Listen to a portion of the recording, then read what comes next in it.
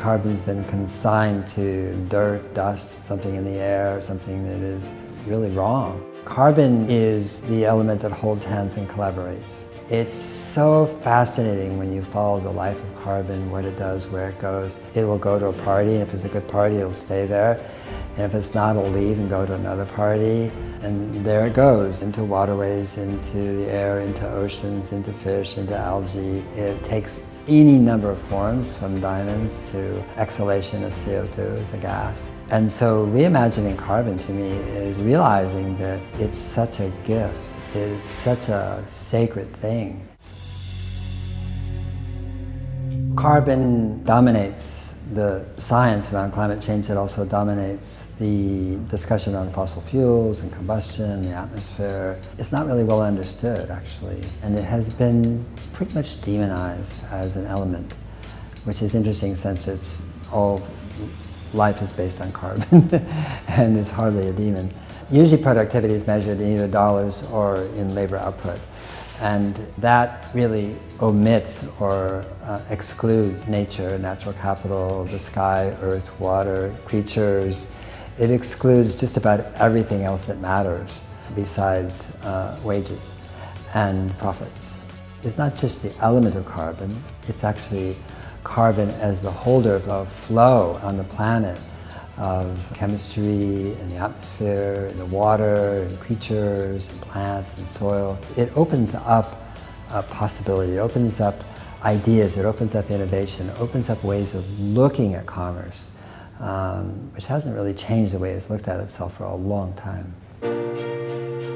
Drawdown in the context of climate change refers to that first point in time when greenhouse gases peak and go down, measured on a year-to-year basis. It's the turning point, it's the reversal. It's like we've gone far enough, let's go the other way point. I use that term because I feel if you don't name the goal, there's a fat chance you're going to attain it. You just won't reach it because you don't even know where you're going. All this is about reframing, really. And it's not just about measuring and modeling. What it is about rethinking our relationship to carbon. No one's ever measured the 100 top solutions. There has been heretofore nowhere where people could go and get scientifically peer-reviewed, data on the solutions themselves. Where we can get everywhere is on what's going to happen if we don't address climate change. What I love about Drawdown is, and there's this kind of mindset that there's some technique or silver bullet or direct air capture or that we're going to invent something. It's just completely the opposite. And that is that everything has to change, but not change because it's bad. It's just change because we can do better.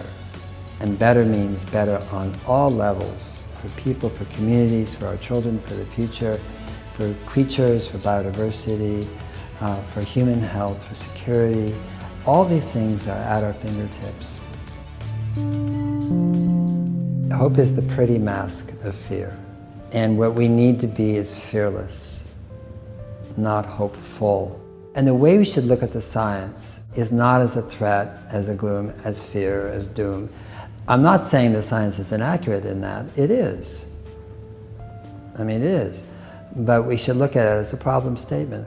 Now, what are we going to do? Every system that ignores feedback dies. This is feedback from a system. We don't see ourselves as trying to change the world.